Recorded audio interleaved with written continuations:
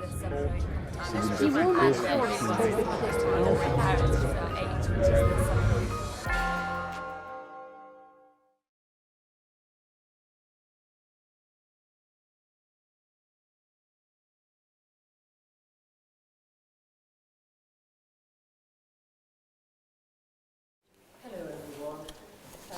Frances Lannon, Principal of Lady Margaret Hall, and it's a great privilege to welcome our distinguished speaker this evening, Professor Filali Ansary. Also to welcome those whose support makes this Humanitas series possible and who have the vision to create it. And a warm welcome to all of you, our participants this evening, for being with us and taking this opportunity to hear Professor Filali Ansary. This is the third of this series, Humanitas series, in Interfaith Studies.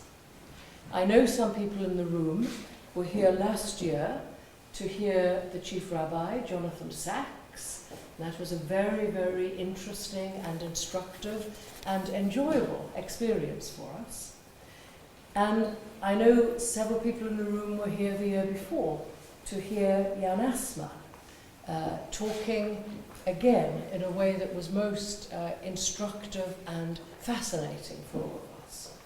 So how lucky we are this year to have a third series with a distinguished speaker, an opportunity to hear the speaker, to talk with him, and to have a panel of learned colleagues in a few days' time joining in this dialogue, because these series have all been, in one way or another, excellent at opening up dialogue, and I know that this series will be too.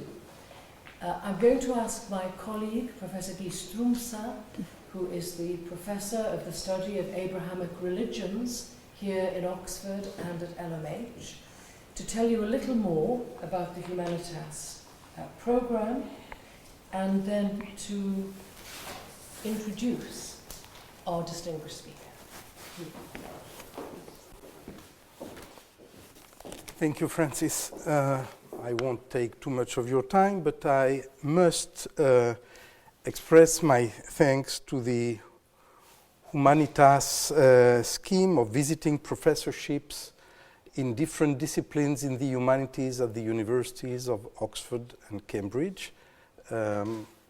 The Humanitas scheme was established in cooperation with the Institute for Strategic Studies in London, and I wish to express my thanks to the Institute for Strategic Studies, to Lord Weidenfeld, who is the living spirit of the Institute, and to Natalia Bulgakova, who is with us and who represents in very dignified manner the Institute. I also wish to express my thanks for the generous support of two foundations, which, as you see here, support the professorship in Interfaith Studies at Oxford, the Guérin Hermès Foundation for Peace, and I'm happy that Mr. Xavier Guérin Hermès just made it in time to be with us tonight. I'm delighted to see you again. We met many years ago at Harvard and then here, and through different ways we also had connections with your foundations. Our students were guests of your foundation, of your Riyadh in Marrakesh, so I wish to express thanks for that also. And to Mr. Gil Shiva, who is not here, but who supports the Interfaith Professorship through the Susan Stein Shiva Foundation. As Francis Lannon said, Jan Assmann from the University of Heidelberg, a distinguished Egyptologist and historian of religion, opened these 5 series for 5 years of interfaith studies. Since I was asked to run these series just when I started my job here, I thought that after a general opening in the comparative study of religion, we should have a a number of at least three sets of lectures on Judaism, Christianity, and Islam, because I'm paid for doing that. So we had Lord Sachs last year. We have Professor Filali Ansary this year. Next year, Lord Rowan Williams will speak about another Abrahamic religion. I want also to express thanks to Sarah Bebb and Adam Guy from the Humanitas office in the Humanities Division, and to Dr. Francis Lannon, who is hosting this series very kindly. Let me say a few things about Professor Filali Ansary. It is serendipity that brought us together. When I first came to Oxford, I received an email from an astrophysicist working at Oxford, Dr. Khalil Shamsham, and I invited him to lunch at LMH. He's here in this room today. And he told me, if you want someone, you have to read and meet Professor Filali Ansary. He's a real Abrahamic mind. And then I organized a workshop on tradition in the Abrahamic religions here. I contacted Professor Filali Ansary, and he agreed very kindly to come. And his presentation at the end of the workshop was the most impressive of everything we heard there. And so I set my mind that I would invite him to speak. Let me say a few technical things about his biography. Professor Filali Ansary is a founder. He taught philosophy at the Université Mohammed V in Rabat for years, then was the Secretary General of that university, then established in 1984 a wonderful institution in Casablanca, the King Abdulaziz Foundation for Islamic Studies and Human Sciences, which is probably the most impressive research institution for the human sciences in the Maghreb, I think. I was a guest there for a conference some years ago, and I was very impressed. And that was the work of Dr. Filali Ansary. He didn't stop that. And in 2002, he established at the Aga Khan University in London the Institute for the Study of Muslim Civilization. He stepped down after some years, and he's now a research professor in this institution. But this is the technical frame, if you want. Dr. Filali Ansary was trained and taught and thinks as a philosopher. As a philosopher with very strong Islamic roots, and a man who is connected to the past and who has his feet in the present and looks towards the future. And this is what goes like a red thread throughout his writings. He writes a lot. He has been writing a lot in the last decade and more on modernity in Islam. How should we Muslim intellectuals and we in the Western world think about transforming Islam is being transformed into modernity and has the advantage and the disadvantage over Christianity of having to do it later and very fast. And as we all know, the bubbling events in many places in the Muslim world in general and in the Arab world in particular show this the expression for an impatience of moving to a new stage. And Filali Ansary has been thinking about these events, these phenomena, the Arab Spring, in very clearly, very honestly, very personally, with no apologetics, which is very rare, I think, and with a clear mind, but never forgetting that in order to go into the future, we must understand and remember the roots of our culture and civilization. I shall mention only one or two titles of books: Is Islam Hostile to Secularism? Reforming Islam, An Introduction to Contemporary Debates, and the Islam and the Foundations of Political Power. I'm not going to go beyond that. I will let you enjoy what he has to say. Professor Filali Ansary, please.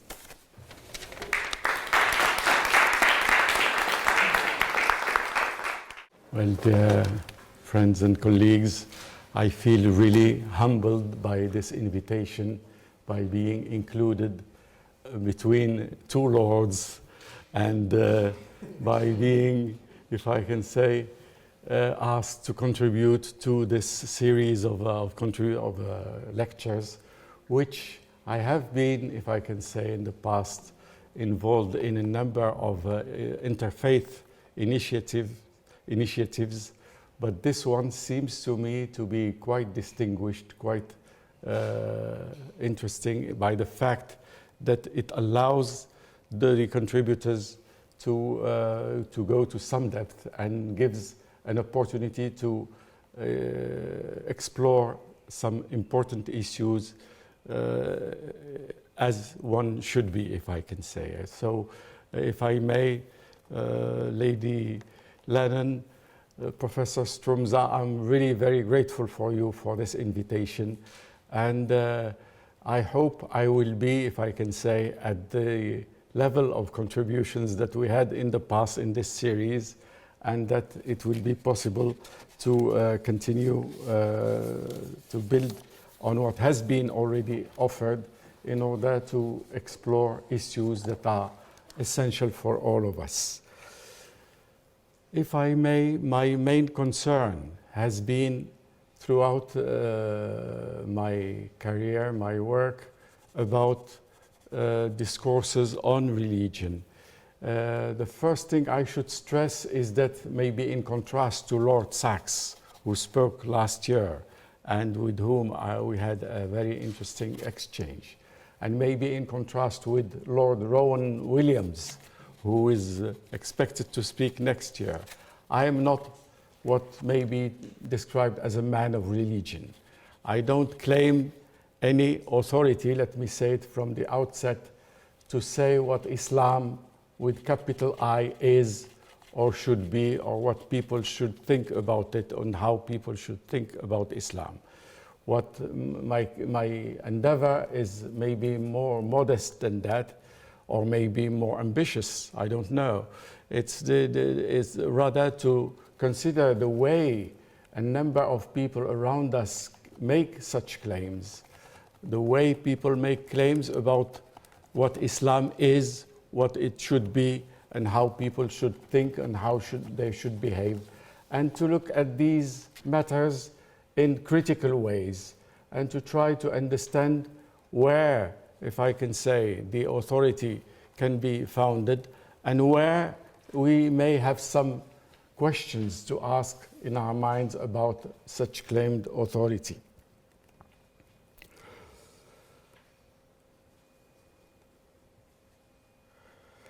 It may be the case, it may be worthwhile to ask the question, why for this religion in particular, for Islam, it has occurred to the organizers to call not on a man of religion, not on an imam or a faqih or a theologian of this, but rather on someone who considers, if I can say, the way claims are made in the name of Islam from a critical point of view. I hope to show in this series that this is not something that has to do with the personal choice in the most strict meaning of the word, but that the conditions where we live, the conditions where we operate, where we think, are dictating rather, or are leading us to raise questions about the claims that are made in the name of religion,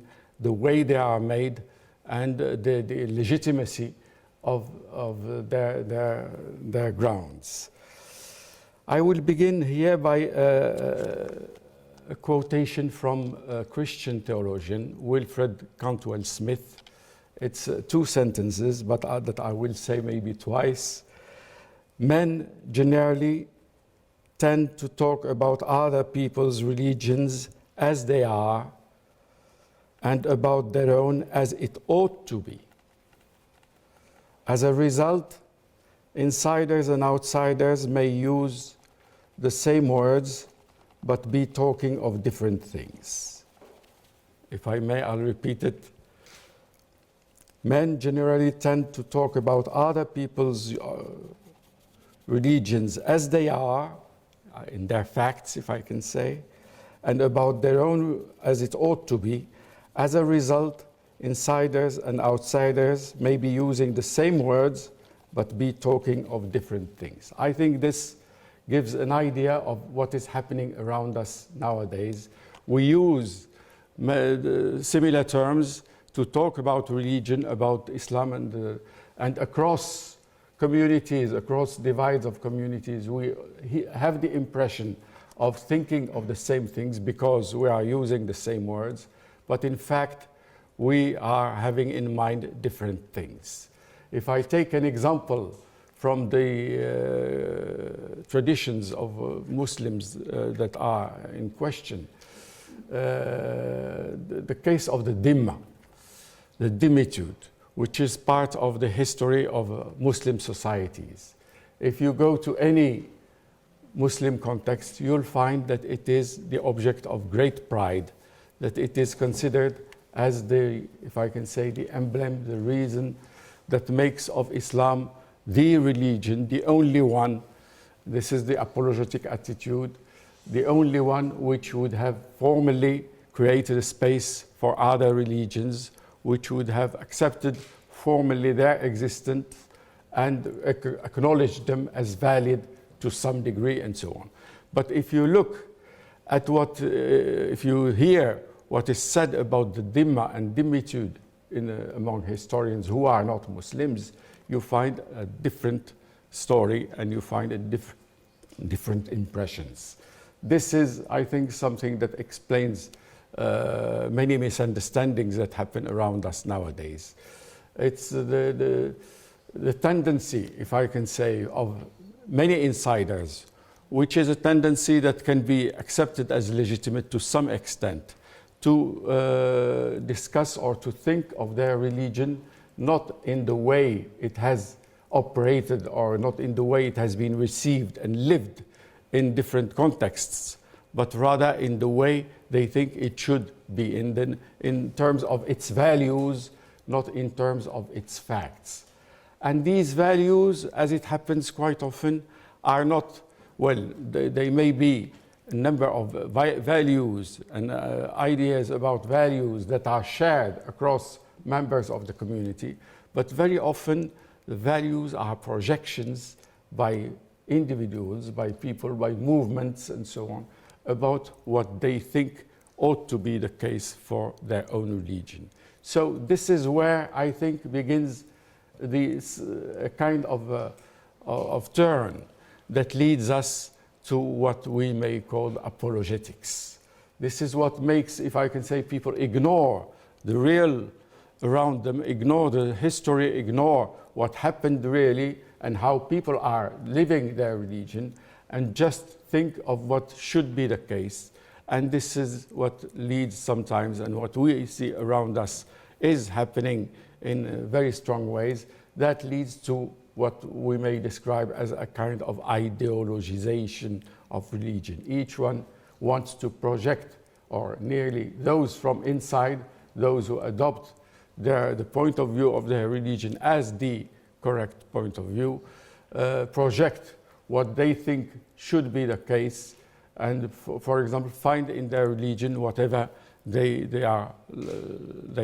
would like to see.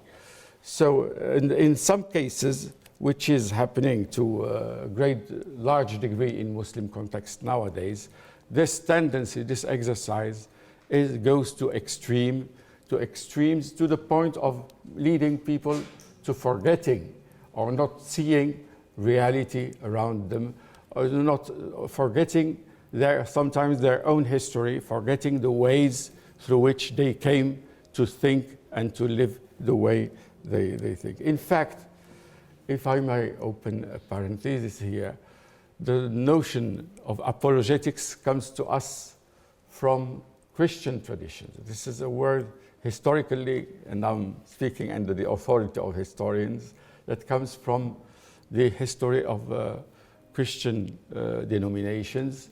And the idea behind apologetics is that the faith, or those who hold the faith, think it very appropriate or necessary to support their beliefs, their faith, by rational arguments, to find reasons, if I can say, logical reasons, arguments to support their faith.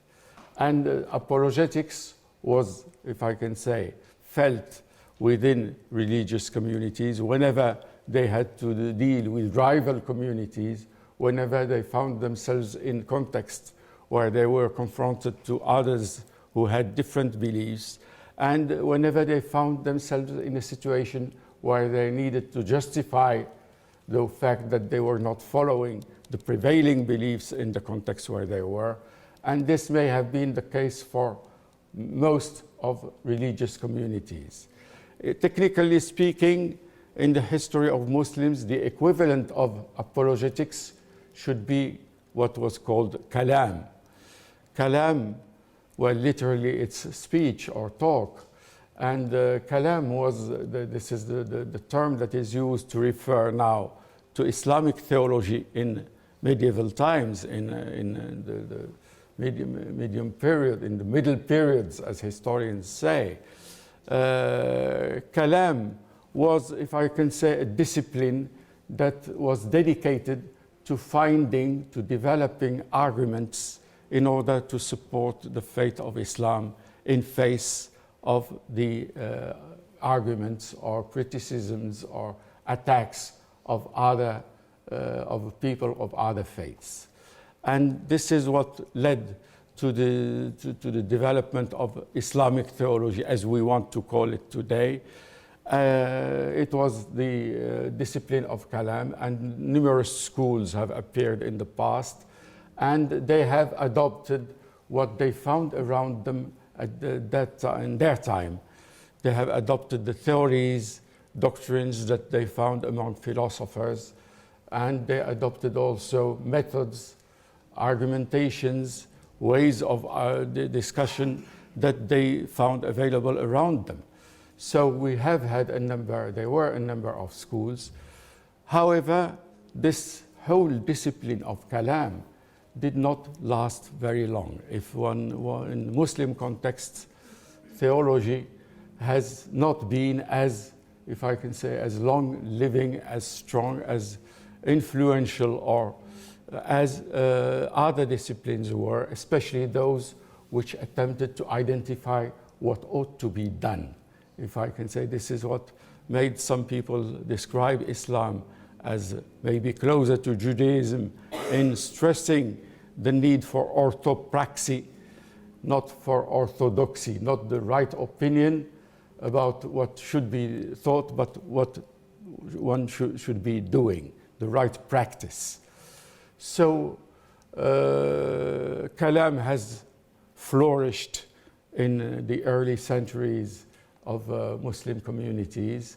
It has been more or less disaffected or abandoned or forgotten. It remains now in books, and we don't see many mutakallimin around us, many individuals who are working on Kalam nowadays. There are a few.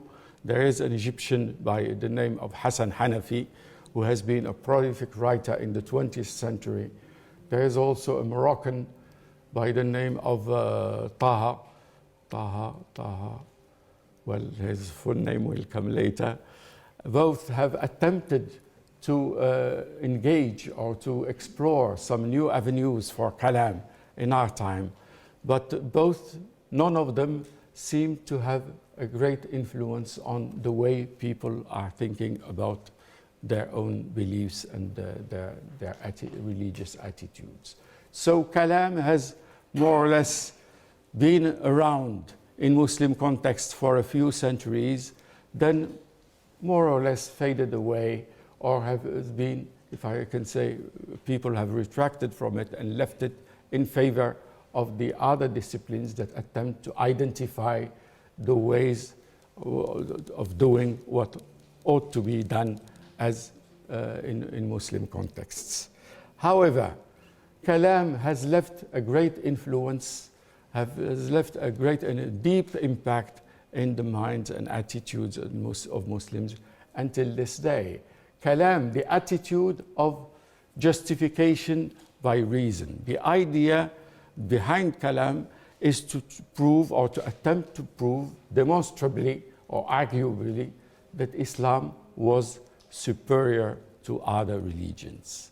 This idea of superiority, this idea of self-rightfulness or righteousness has been, if I can say, promoted or defended by mutakallimin, but has remained with us and does remain to this day without the sophistication of the doctrinal or theoretical apparatus, without the sophistication and technicality of the argumentation. This is what makes many, and see that most of discourses about Islam nowadays are, or in most cases, are apologetic in nature. It is the idea that there is an inner superiority of Islam, that it is a given, it is claimed that Islam is superior, is the final religion, the final revelation, and then the other religions, if I can say, are kind of delusions that Muslims could or should tolerate to some degree, but that they should not, if I can say, to which they should not give full respect. This is what I am calling apologetics, and this is what I am seeing as prevailing around us in most discourses about Islam. And this is what makes, if I can say, the preaching or the contributions of men of religion, of clerics, so difficult to understand, so difficult to absorb, so difficult to interact with from people of religions other than Muslim. This may be the reason for which a preacher could not be in this position of contributing to a dialogue like this one. And I would like to show in the few minutes that come how it was possible and how it would be possible in the future to resist this tendency to apologetics. It is fully legitimate for any believer to believe in the truth of his or her faith. I think this is not something that should be questioned. We have to admit that if one is believing in something, he or she must give himself or herself reasons, or must be convinced of the validity, legitimacy, and correctness of their beliefs. But it is something else to build the whole feeling, the whole attitude on impressions of absolute superiority, of absolute finality, and of, if I can say, no possibility for any dialogue or any listening to anyone else than those who defend their own faith. So, in order to face this attitude, as I said, I would like to look at two examples, one from the past and one or maybe more from the present. I would like to reconsider attitudes by Averroes, Ibn Rushd, in pre-modern times. Averroes lived nearly 900 years ago. We have difficulty to imagine that. 9 centuries separate us from Averroes. Yet, he had views which are very interesting about our subject. If I may, about Averroes, a lot has been said and a lot has been written. And what has been said and written can be organized into two categories in a way. One of them is a collection of technical writings. There are specialists who have been working on, for example, the terminology or the language of his metaphysics, of his cosmology, of his fiqh and so on, and who were thinking and writing and working with in mind the idea of specialists like them. This is on one hand. The other category is a number of discourses which celebrate Averroes, Ibn Rushd, as a champion of rationality in a very dark age, or against very conservative, very dogmatic people and so on. We know there have been so many encounters, seminars, colloquia and so on organized about him, and we were flooded with discourses of that kind. It seems to me that there is something that remains to be said about Averroes, which has not been said, which would help us really understand his significance for us. Understand it in a way that is accessible to all of us, not only specialists, not only historians, but all of us. And one of the reasons that he is most significant for us is his attitude towards kalam, towards this kind of argumentative theology that he has seen developing around him. He was extremely hostile to kalam and rejected the whole approach of trying to use reason to demonstrate the validity of a religion. The idea behind kalam is to use arguments, demonstrations, in order to support the, if I can say, the truth or the truth claims or the validity of one religion in particular. And for him, that was the wrong way to do things. For him, reason could be applied only, if I can say, to the exploration of nature, to building knowledge about the world, about history, about religion, about even law, about how to build systems of regulations. So, but faith in itself, religion, should be accepted as it is, as it comes. Should be accepted as we accept faith. It is a given. It is given to us by our community. We happen to be born in communities and to receive our faith from the community to which we happen to belong. So for him, this is a given, and we should respect religion in this way, accepting it as the foundation for the social order, accepting it. I would use terms that are not appropriate, maybe because they don't belong to his time. Accepting religion as a pedagogy of virtue, not as a framework for the exploration of the world or the truth claims of religions, doctrines, philosophies, and things like that. So for him, this is what came to be labeled later as the theory of the two truths, as if they were a truth for the masses and another for the elite. In fact, for him, it was a system. And I think this system is laying the ground on which we are standing today. It's the idea that, well, faith has to be accepted as faith without trying to support it or to argue or to reason in its favor and so on.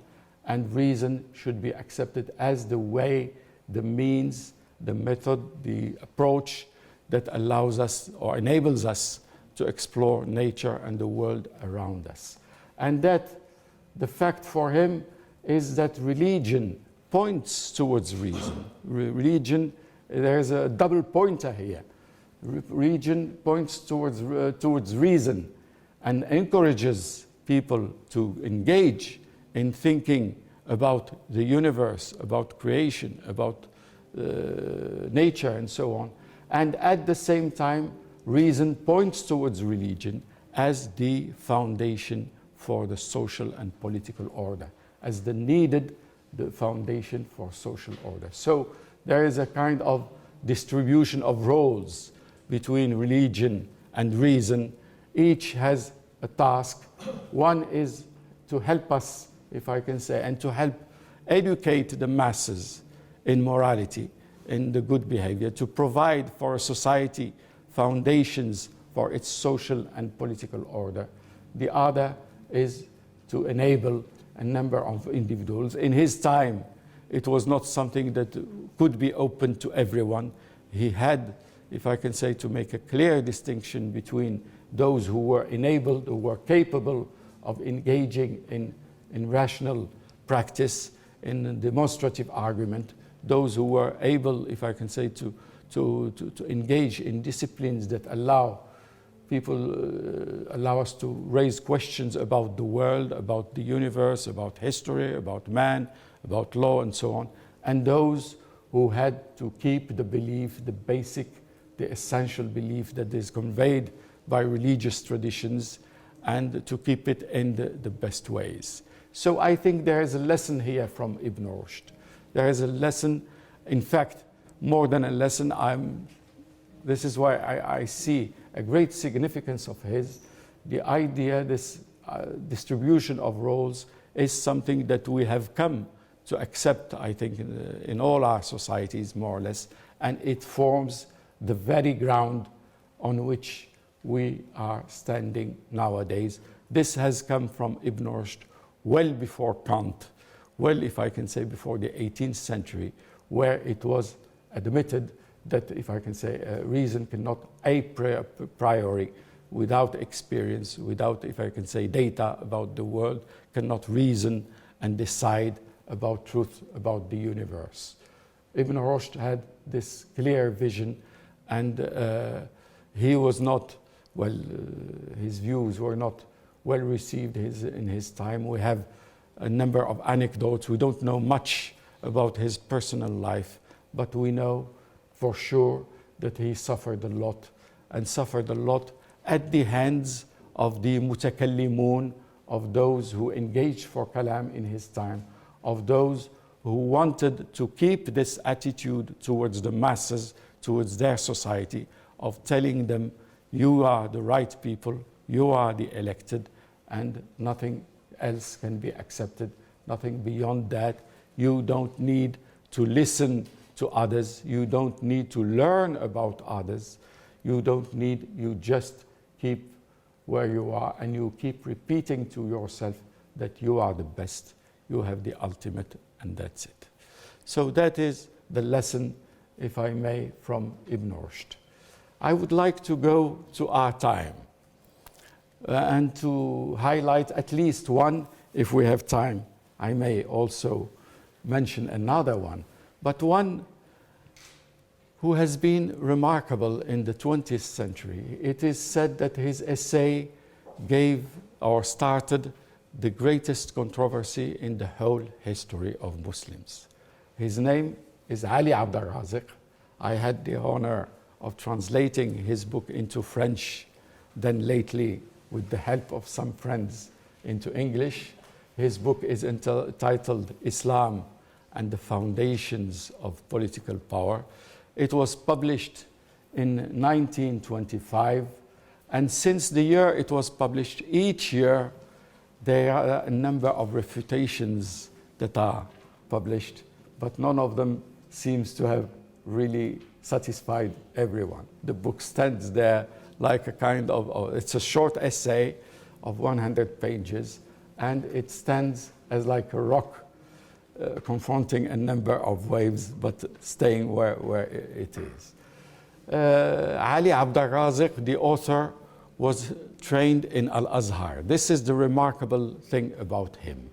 He has not been properly exposed. One cannot accuse him of Orientalism or of being under the influence of Westerners or of non-Muslim scholars or whatever, because he was trained in Al-Azhar like all the clerics of his time.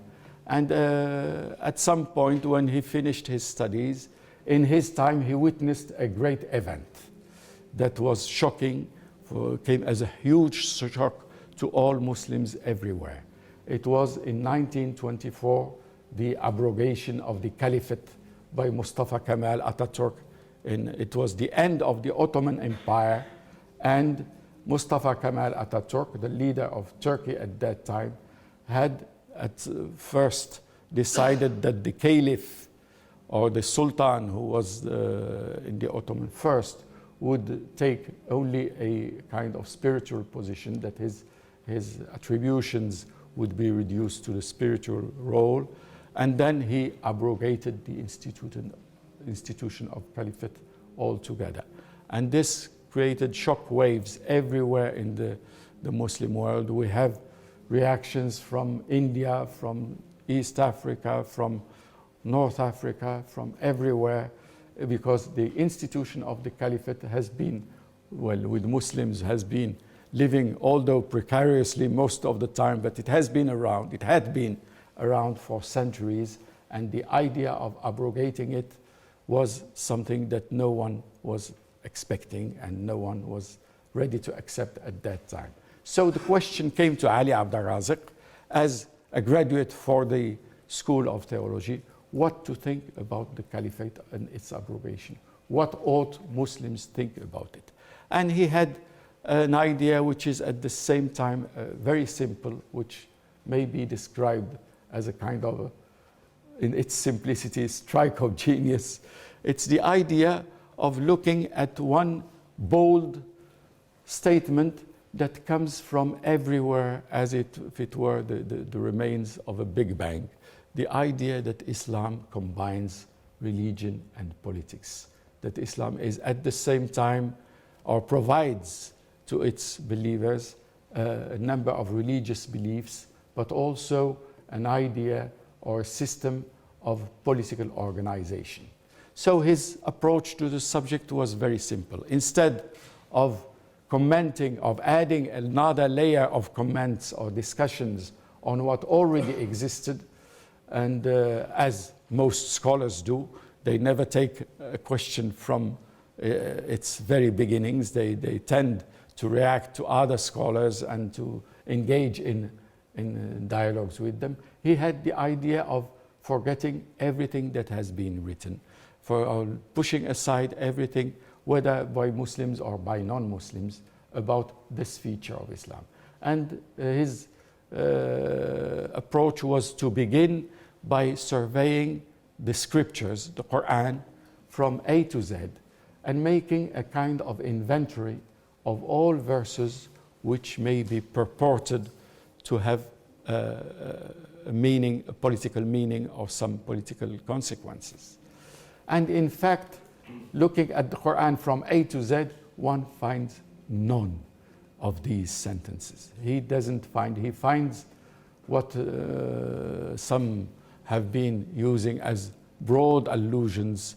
One is a verse enjoining Muslims to obey those in charge, which may be called, it's the principle of ta'ah, or I would call it the principle of discipline.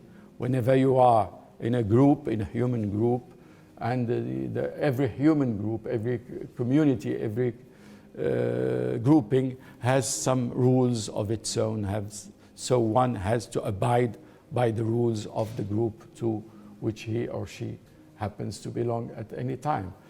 The other is the principle of shura, of consultation.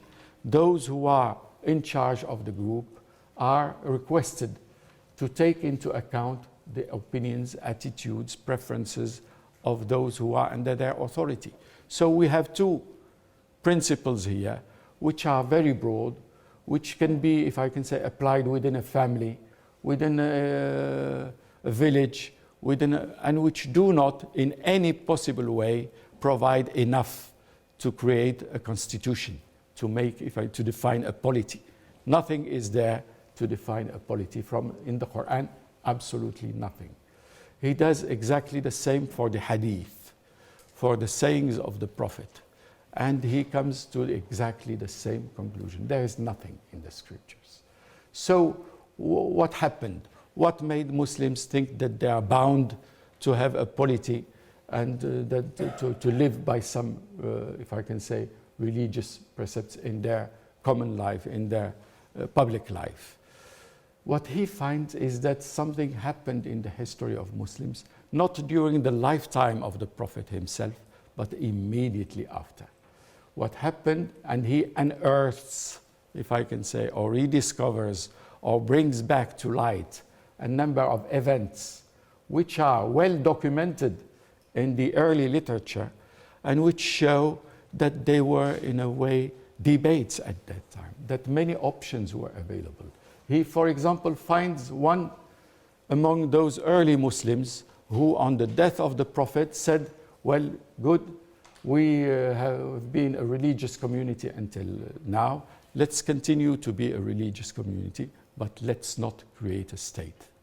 If I can say, he was more or less the first secularist in the history of Muslims. In fact, this man has been fought and rejected as a renegade and has been executed. And his execution, what he finds, what is interesting, is the fact that he has been itself contested by many. And among those who contested the fact that he had been executed for this opinion was Omar ibn al-Khattab, who was going to be the second caliph a few years later. He was one among many who found that that opinion should not have been rejected in that way, that that man had been a good Muslim until then, and the fact that he disagreed on the very idea of transforming the community built by the Prophet into a polity, the fact that he didn't agree on that was not something that deserved to be punished in that way. And of course, we know that among those who went for the idea of creating a polity, there were great differences, and the differences are still with us nowadays. They explain the schism between the Shia and the Sunnah and Khawarij and various denominations amongst them. But the main point highlighted by Ali Abd al-Raziq, by going back to history, by looking with a fresh eye on the sources about the early moments, was that the transformation from a religious community into a polity was something that happened in the history of Muslims and that was not enjoined by Islam. That it is something that belongs to Muslims, and here he brings, if I can say, a clear distinction between what should belong to a religion as a system of beliefs, as a system of rituals, as a, if I can say, worldview, and what belongs to the history of Muslims as a number of events, of developments that take place and take the community in this or that direction. This is what led a contemporary historian to encourage all of us to adopt or to opt for a terminological choice, for a choice of terminology. This historian, his name is Marshall Hodgson, has found that although for Christian traditions it is very easy to make a distinction between the realm of religion as systems of belief and the realm of history, because there's the word Christianity and there's the word of Christendom. In the case of Islam, whether among Muslims or not Muslims, the same word Islam is used for the equivalent of Christianity and for the equivalent of Christendom. So Marshall Hodgson, encouraged and began to use the term of Islamdom. He said that it is high time that we put some order in our ways of looking at these things, that we put under Islamdom what belongs to the history of Muslims, and what we put under Islam what is properly part of the belief system that religion is. He even added a third term, Islamicate, because for him the large array of civilization that was built by societies which adopted Islam in their history involved a large number of non-Muslims. There were so many, if I can say, contributors to the Islamic civilization who were Jews, Christians, adepts of other religions, yet their contribution is part of of the whole that is Islamic civilization, and he proposed to call it Islamicate, like Italianicate, because it fed and it made, it was part of the whole that was, if I can say, created under the aegis of Islam. So, to go back to Ali Abdul Razik, Ali Abdul Razik was rejected in his time. The same year his book was published, there were 2 or 3 great refutations that were published, and he himself was tried. It was the first time in the 20th century that a Muslim theologian or Muslim cleric has been officially tried for his opinions. The events in Egypt at that time went much further than that. A government fell because he was assumed to be part of a political party, and the king of Egypt at that time felt very badly about that essay, because he thought he was at that time thinking of claiming the title of caliph for himself. Well, the historical conditions were such that the book had a great resonance. The thing that surprised me a few years ago was to find on the market in European languages, in French mainly, that I could see at that time, but also in English, that there was an abundance of translations of works by fundamentalists. Yet this book, which had such a great influence, had not been translated, or I found out that it had been translated, but very, very old and to me quite awkward translation some time before. So this is why I did this translation, and the fact is that the book is still published nearly every year. Wherever you go in the Muslim world, you find it published again and again, and most of the time in pirated editions.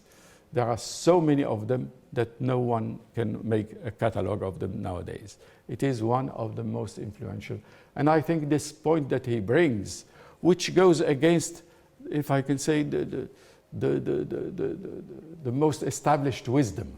Whoever you ask today in academia, within the Muslim world, in the West, about Islam, they would immediately say, this is the established thing. It is a religion which, in contrast to Christianity and so on. But he has shown that if such thing has happened, it is because, and this is a point which is very important in our discussion nowadays and so on, it is because people project moments of late history into early history. This projection is part of the apologetic discourse, or part of the apologetic attitudes. It's the idea that whatever you like, if you like socialism, then you say Islam was the best of all socialisms. If you like communism, then you see that in Islam there was every idea to create communism very early on, and so on. This ideologization is built on this reflex of projecting backwards a number of things that happened in history. And this is also something that happens around us nowadays. I'll come to that in more detail maybe tomorrow or the day after. The idea of Sharia as being the pillar of a Muslim society. I will try to show that in fact our ideas, or the prevailing ideas about Sharia, are also, or belong also to Islamdom, to the history of Muslims, and that what is done is to project them on the Quran and to give them sacrality by linking them to the founding moments of Islam. So this is the other example that I wanted to bring in our discussion about apologetics here and the way to resist it. I could maybe, do I have time? I could refer to someone else whose book still awaits proper reception in our time. It's difficult to mention this book because its tone is very irreverential, and it is the tone of the book is very, in a way, quite aggressive. Yet we have so much to learn from it. The book is by an Iraqi poet whose name is Ma'ruf al-Rusafi. Ma'ruf al-Rusafi lived early in the 20th century, and he too, like Ali Abdul Razik, had not been exposed. He had never learned any European language and had not been exposed to modern learning, to modern scholarship, nor to modern philosophy or nothing of the sort. The languages he knew and practiced were Arabic, Persian, and Turkish. He worked as a teacher of Arabic for some time. He worked also as a journalist, and he became in time the poet of Arab nationalism. He was the one early on in the 20th century who celebrated the Arab nation at a time where most of the Middle East was under the Ottoman Empire, the late decades of the Ottoman Empire. And his poetry has become a kind of classical of the genre. It is taught in schools. I like all people of my age at that time, had to learn some verses by heart. We remember the celebration of the pride of being an Arab by Ma'ruf al-Rusafi and so on. But Ma'ruf al-Rusafi, towards the end of his life, maybe one decade before dying, decided to look again at the main narrative about the Prophet Muhammad, about the founding moments of Islam. And his book is entitled Al-Shakhsiyya al-Muhammadiyya, the personality of Muhammad. It's signed, he has finished writing it in 1934 in Fallujah, Iraq.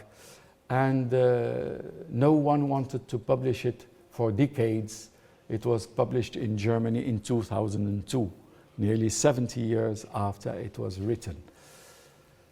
This book is, again, like what Ali Abdul Razik did. He went back to the early sources and discarded all later commentaries or literature. He wanted to see by himself, not to be taught by anyone, by any school of interpretation, by any, if I can say, way of taking people somewhere or proving this or that. He went to the very early sources. And what he found made him reject the master narrative, what we may call today the master narrative about Prophet Muhammad. He even, this is where he is very offensive, he rewrote the Shahada, the main prayer of Muslims, pledging, if I can say, all for truth as not for any other deity. I have a copy of his, I translated this. It's a massive book. Ali Abdul Razik, the essay by Ali Abdul Razik is a small one, 100 pages. This one is 790 pages or something like that. It's a massive book where he goes through all the early literature about the Prophet and comes with a very different narrative, where he, at the end, he claims his great admiration for the Prophet. He is not someone who steps out of the faith. He thinks of Muhammad as the greatest man in all the history of mankind, because for him, he was the first one to have thought of a community that would be built not on belonging, not on the fact of power, of might, of military might, but would be built on ethical principles. And that not only he thought of such community, he did everything to make it happen in history. So someone who combined a vision, a very outstanding vision, and also with skills to make vision come into history. And the vision is that of a community of humans who come together not because they are part of the same tribe or clan or people or nation or whatever, who come together not because there is some military might, someone who is compelling them to obey him or some form of political power, but because they choose to come together, and because they choose to come together into a faith which wants to be universal and wants to be simple and all-inclusive. And this is what he did, and this is what worked for the Arabs, who in his time were a combination, were a collection of tribes warring in war with each other, and were in a way a kind of marginal people between great empires such as the Byzantine, the Sasanian Empire in what is Iran nowadays, and an empire in Ethiopia and so on. Arabs had been in the margin of history, as he says, and it is this vision and the skills of that man which made possible for them to create this new kind of polity and to inspire others to think of, if I can say, polities which are built on adhesion to principles, not on belonging and not on pure force. So his book, as I said, is well, excessive in the way he deals with the established or the accepted narratives about the Prophet. He is not a scholar by any, his language is not the language of a scholar, it is not measured, it is not, but he's very knowledgeable. He has been looking to the sources, and he is, as I said, an angry man, very angry against the master narrative and very angry against what we can call apologetics again. So this is the second example that I thought could be relevant to our discussion about apologetics. I think there are ways for us, there are ways, and this may apply not only to Muslims, it may apply to people from other religions. There are ways of accepting history, of not having the option of either facts or values, of either going as the quotation I read twice in the beginning, either thinking of a religion as it is or as it has been in history, or thinking of it as it ought to be, as a system of ideals and values and so on. There is a way, if I can say, for those thinkers to be positive about the religious heritage, but understanding how it works in history, how it has worked for one's own people, and how it has been able to build or enabled people to build polities, not only polities and empires and so on, but to build values, to build adhesion to principles in various and different situations. So this is my introduction to this series. I hope my point has been clear, and I'll be very happy to respond to any questions if need.